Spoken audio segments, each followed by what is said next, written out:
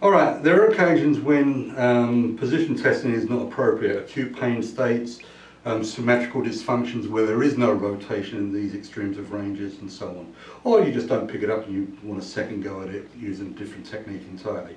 These are the standard PPIVMs, passive physiological intervertebral movements, which we will then follow up if there is a hypermobility with PAIVMs. So we can do flexion extension from this position very easily. So what I'm going to do with flexion is basically make sure that the L5S1 is about centered and neutral. Just wobble this backwards and forwards until it sits in the middle, and then I'm going to push his thighs onto the outside of my thigh, and then I turn my body to the right, which flexes the spine. And what I'm doing now is I'm palpating two spinous processes simultaneously. And I can either do it with one finger or I can use two fingers to do it. My preference is one finger, and all I'm going to do now is just flex until these spinous processes separate. If there's a hypermobility, they won't, or at least they won't do it normally.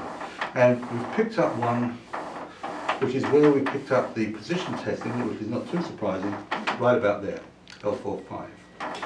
So, assuming that this is hypomobile, that's our hypothesis, what I'll do is I'll bring him into flexion. So L4-5 and L3-4 are definitely flexed, and then I'll come in and do the PAIVM, and the PAIVM is going to consist of a superior anterior glide of the superior vertebra. So first one I'll do is I'll stabilise the sacrum, come onto L5 and push L5 basically towards the nose, supro-anterior.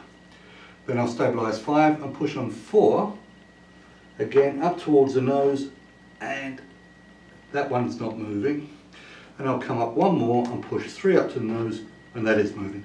So this is basically showing the same thing that position testing did, but in this case we don't know whether it's the left or right segment, just that the L4-5 segment isn't moving into flexion as it should. I can also look in this position for extension, and it will consist of me basically turning in the opposite direction as I palpate these spinous processes, and now I'm feeling for them to come together. And they're all doing what they're supposed to be doing. Let's assume now that one isn't. We'll go back to L3-4 again. So I'll put L3-4 and L2-3 and the ones below it into extension, and I'll do the glide for L3-4. And now what this will consist of basically is me stabilizing the superior vertebra now, L3, and pushing L4 supro-anteriorly under it, and again comparing end feels as I do so.